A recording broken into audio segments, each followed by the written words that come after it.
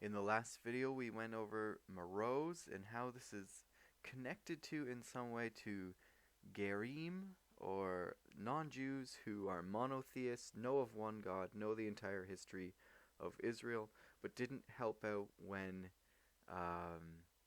it was necessary and didn't stand up for what was right with Israel and God against their enemies. And it says, "Curse Meroz," said the angel of the Lord, "bitterly curse its inhabitants, because they came not to the aid of the Lord, among the warriors." And this word here, gibborim, is a little code word for the nephilim.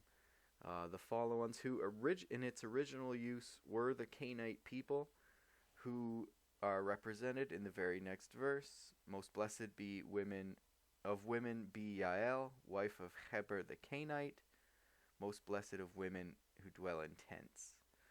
And when you go through the sources, it gets very spacey, and it may be connected to, we could say, ETs, or beings from other worlds or other planets. It's a very interesting and kind of weird subject.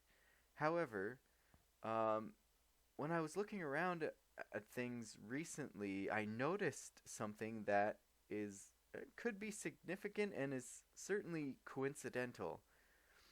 So, curse Meroz. One opinion is that this was a star.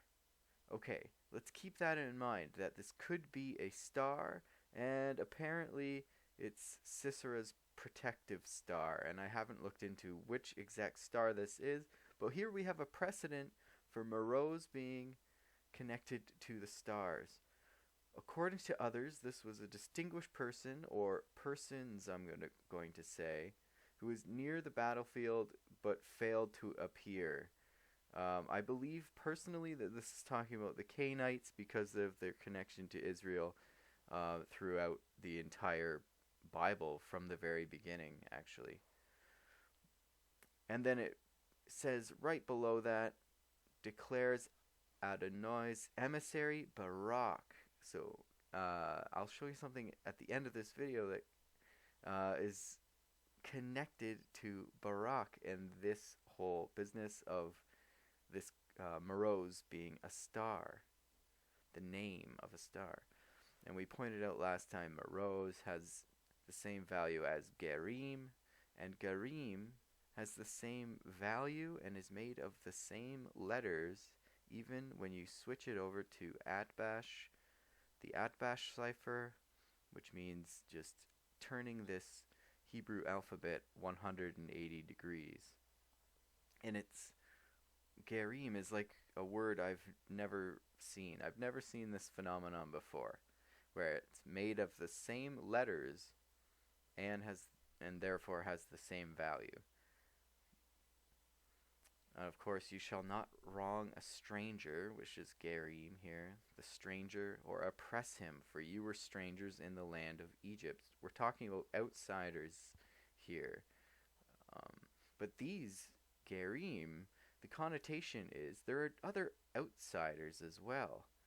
Like, for instance, if you look at the word Meroz and flip it backwards, it could be strangers, another type of strangers. The difference is that the gerim is at least a 7 laws monotheist, whereas the other type is not.